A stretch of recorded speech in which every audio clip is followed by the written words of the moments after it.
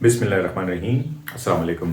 जैसा कि गुज़िश्ता टॉपिक में आपने पढ़ा कि जीन लिंकेज जो होती है उसके नतीजे में जो दो जीन्स हैं they will tend to remain together if they are linked, they are located on same chromosome. तो अगर वो सेम क्रोमोसोम पे होते हैं तो फिर वो 9331 रिजल्ट नहीं देते बल्कि वो 31 रिजल्ट देते हैं अगर वो कंप्लीट लिंकेज शो कर रहे हैं। मिसाल के तौर पे टी.एच. मॉर्गन जो था उसने ड्रोसोफिला के ऊपर अपना रिसर्च वर्क किया। ड्रोसोफिला मेलानोगैस्टर क्या है? It is a fruit fly. Fruit fly के अंदर 85 डिफरेंट ट्रेड्स जो थे they were studied as far as T H. Morgan's studies concern. तो टी.एच. मॉर्गन ने 85 के करीब मुख्तलिफ ट्रेड्स जो थे वो स्टडी किए। उनमें से दो ट्रेड्स जो थे, one of the trade was wing length. तो विंग लेंथ के लिहाज से आपके पास जो ड्रोसोफिला है उसके अंदर कुछ तो नॉर्मल वाइल्ड टाइप है जिनमें लॉन्ग विंग्स है, कुछ के अंदर विंग वेस्टिजियल होते हैं तो दे कैन नॉट फ्लाई, तो वो स्मॉल साइज जो विंग होते हैं। तो दो इसकी फॉर्म थी, यानी विंग लेंथ के लिहाज से ड्रोसोफिला की दो फॉर्म्स थी, एक लॉन्ग विंग थी और दूसरी वेस्टिजियल या शॉर्ट विंग थी, फंक्शनलेस विंग थे उनके अंदर। दूसरा जो करेक्टर उसने देखा वो था एब्डोमिनल शेप। एब्डोमेन जो होती है इनके अंदर, the abdomen of the drosophila can be broad और इट कैन बी नैरो। तो there were two types, broad abdomen capital B से जाहिर करेंगे और नैरो एब्डोमेन को स्मॉल बी से जाहिर करेंगे। इसी तरह लॉन्ग विंग को वीजी प्लस से और वेस्टिजियल विंग्स को वीजी से जाहिर करते हैं। सो इसने इन दो ट्रेड्स को लेते हुए उसने क्रॉस किया, यानी उसने क्रॉस जो ड्रोसोफिला के अंदर किया वो क्या था? Long winged and broad abdomen जो थी ड्रोसोफिला, उनको क्रॉस किया वेस्टिजियल विंग और नैरो एब्डोमेन ड्रोसोफिला के साथ। ठीक है ना, इन दो ट्रेड्स के लिहाज से उसने जो डाई हाइब्रिड हासिल किया, यानी उसने लॉन्ग विंग और ब्रॉड एब्डोमेन को वेस्टिजियल विंग और नैरो विंग के साथ क्रॉस किया। अब जैसा कि होता है जब भी डाई हाइब्रिड क्रॉस करते हैं आप, तो उसमें आप देखते हैं कि यानी दो ट्रेड्स को लेके क्रॉस करते हैं तो जो डाई हाइब्रिड आपके पास बनता है उसमें जो डोमिनेंट कैरेक्टर है वो मैं आपको शो करता है। यहाँ पर भी ऐसा ही हुआ कि ये अगर long wing broad abdomen male थे, दे प्रोड्यूस स्पर्म्स 100%, सारे के सारे स्पर्म जो थे वो वीजी प्लस और बी टाइप के थे।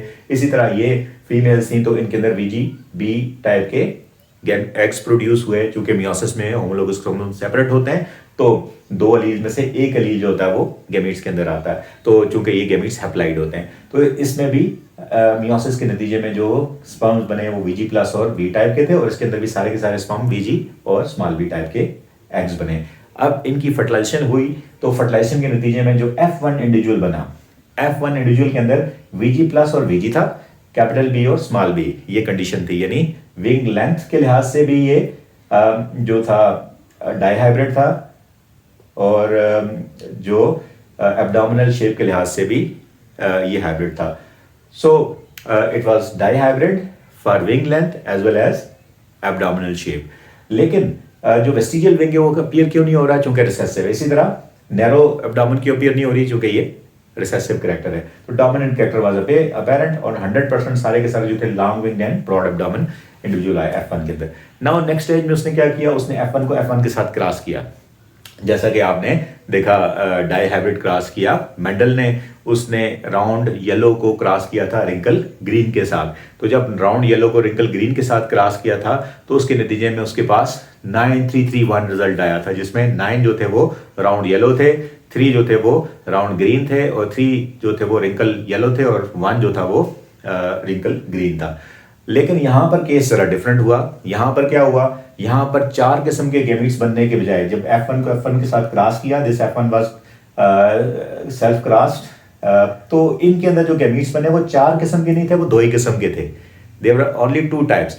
Why they were only 2 types? Because ये जो जीन थे ये एक ही क्रोमोसोम के ऊपर थे, यानी वीजी प्लस और बी सेम क्रोमोसोम पे थे।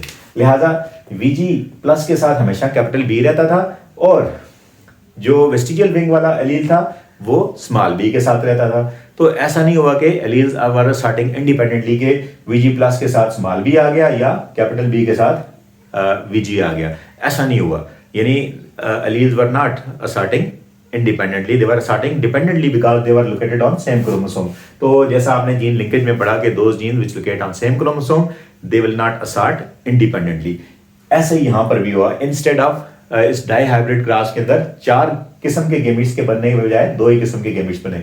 यहां पर भी फीमेल के अंदर 2 ही किस्म के एग्स बने। तो स्पर्म्स और एग्स वर ऑफ 2 टाइप्स। ठीक है जी। ये वाला जो स्पर्म है जब इस एग के साथ फर्टिलाइज करेगा तो जो इंडिविजुअल बना, this individual was long winged and broad abdomen, homozygous था। ये स्पर्म जब इस एग को फर्टिलाइज करता है तो जो ये इंडिविजुअल बना, it was also long winged and broad abdomen because vestigial wing और शॉर्ट जो नैरो एब्डोमेन था, ये कैरेक्टर जो था ये मास्क हो गया था। इसी तरह ये वाला गैमीट जब इसको फर्टिलाइज करता है तो भी आपके पास जो इंडिविजुअल बनता है वो क्या होता है, it is long winged and broad abdomen. Recessive characters will not show itself in this particular case. अब ये वाला जो स्पर्म है अगर इस एग को फर्टिलाइज करेगा तो इसके नतीजे में क्या होगा, आपके पास ये जो इंडिविजुअल है it was double recessive and it is showing vestigial wing and narrow abdomen. So जब आप इसका रेशो देखते हैं तो आपके पास रेशो क्या होता है, 3 long wing broad abdomen and 1 vestigial wing and narrow abdomen. So ये रिजल्ट जो है ये आपको 3:1 रेशो दे रहा है। हालांकि ये डाई हाइब्रिड क्रॉस है लेकिन ये 3:1 रिजल्ट दे रहा है। उसकी वजह क्या है, उसकी वजह ये है कि ये जीन्स जो है ये सेम क्रोमोसोम पे है, यानी VG प्लस और B एक क्रोमोसोम पे और VG और स्मॉल b दूसरे क्रोमोसोम पे। तो जो जीन सेम क्रोमोसोम पे होते हैं वो इकट्ठे रहते हैं। VG plus tend to remain with capital B, यानी जो लॉन्ग विंग और ब्रॉड एब्डोमेन का जीन है वो एक ही क्रोमोसोम पे, लिहाजा एक दूसरे से अलग नहीं होते। इस VG प्लस के साथ स्मॉल b नहीं आ रहा और कैपिटल B के साथ VG यानी वेस्टिजियल विंग वाला जीन नहीं आ रहा। सो ये जो रिजल्ट है it was totally different from Mendelian 9331 result. Instead of 9331 result, this result was showing 3:1 ratio. So जो मॉर्गन का ये रिजल्ट जो था it was deviating from Mendelian 9331 result। और उसकी रीजन क्या थी, उसकी रीजन ये थी कि these two genes are located on same chromosome, so they will not assort independently and they will not give 9331 result, they give 3:1 result. Thank you so much, have a nice day.